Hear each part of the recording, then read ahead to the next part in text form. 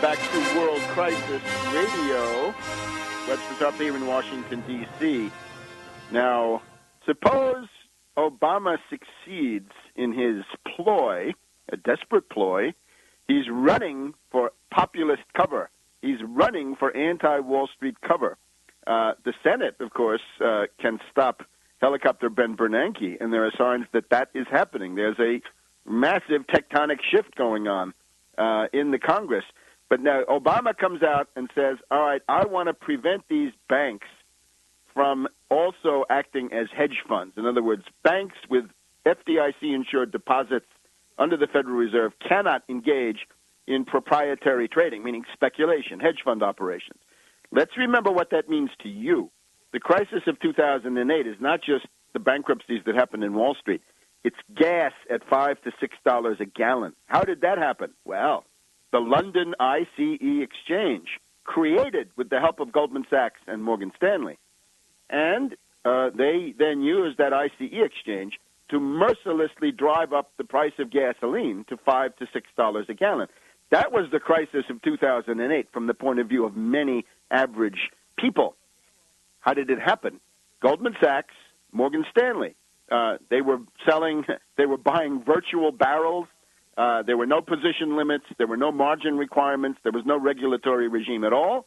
And simply wild speculation. It was a market that had no place to go but up, up, up, up. Goldman poured in money. Morgan Stanley poured in money. By the time we got to the peak of it, my estimate was, back of the envelope estimate, if you were paying $5 a gallon for gas in about July, August, September of 2008, $1 for every gallon you bought was going to Goldman and Morgan. Might be 50 or 60 cents to Goldman, 50 or 40 to 50 cents to Morgan Stanley. You were subsidizing Goldman Sachs and Morgan Stanley to the tune of $1 a gallon. And then, of course, another couple of dollars for Citibank, for J.P. Morgan. Don't forget the rest of them. Lehman Brothers was still speculating like mad in those days, and so on. So that's the issue.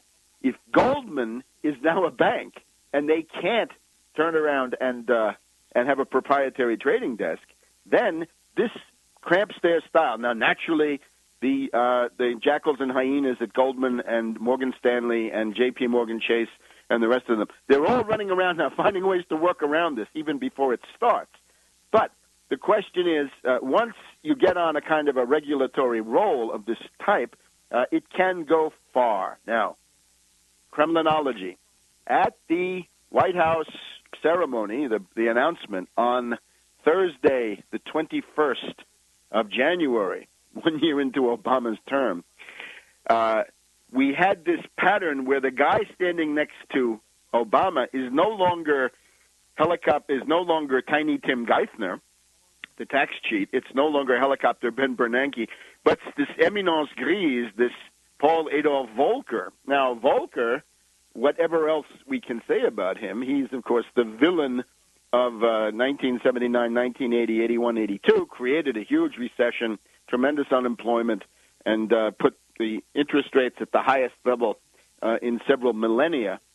Volcker is, what can we call him, a financial institutions oligarch. He believes in preserving the banking system, and he operated most of his life under Glass-Steagall.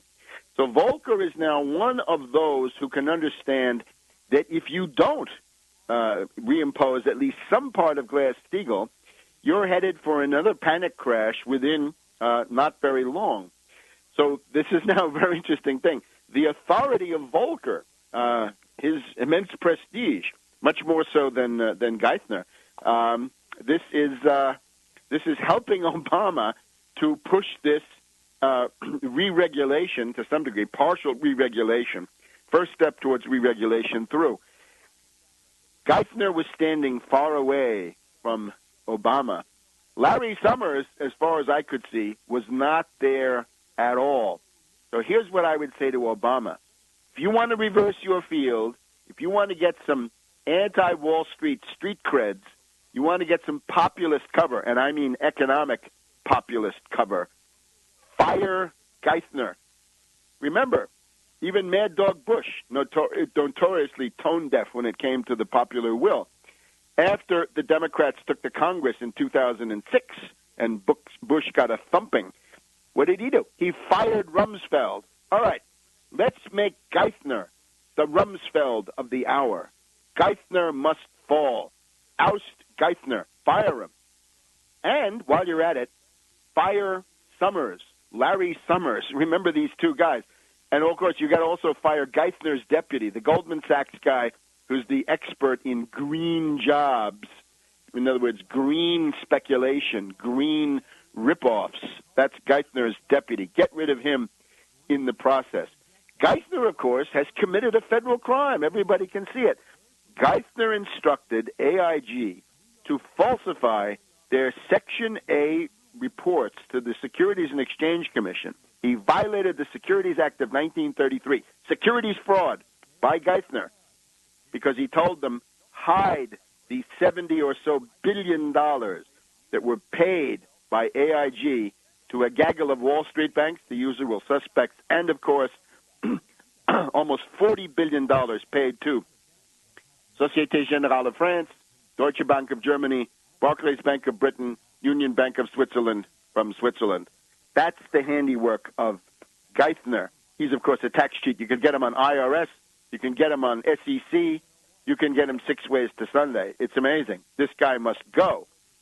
If Obama doesn't do that, then that's a very ominous sign for Obama. So Obama can choose between himself and Geithner. And since Obama is reported to be a narcissist, that should be a clear choice. Let's also remember Larry Summers, the derivatives merchant, right? IMF operative, shock therapy operative in Russia, sinister influence in the entire Clinton administration, along with his protector, Bob Rubin of Goldman Sachs and Citibank. Geithner, we've heard about. Now we have Summers as president of Harvard University. He believed in derivatives so much that he put the entire Harvard endowment into high-risk toxic derivatives and lost between a third and a quarter of the entire Harvard endowment. So these are examples. We have the new theory of the workings of the oligarchy from Janine Waddell. We see here in various broadcasts, right, about the Flexians, how they all interlink. Yeah, these people, this is a principle of negative selection. In other words, you take your biggest failures. Geithner failed at the New York Fed. Summers failed as the director of the Harvard Endowment. But then they get promoted again. So failure, nothing succeeds like failure. It's time for ministerial responsibility. If it's 17 to 18% unemployment and underemployment on Geithner's watch, fire Geithner, fire Summers, fire Geithner's deputy, another Goldman Sachs character, and clear the decks and see what happens. Let the dust settle, as Obama said. Back in a minute.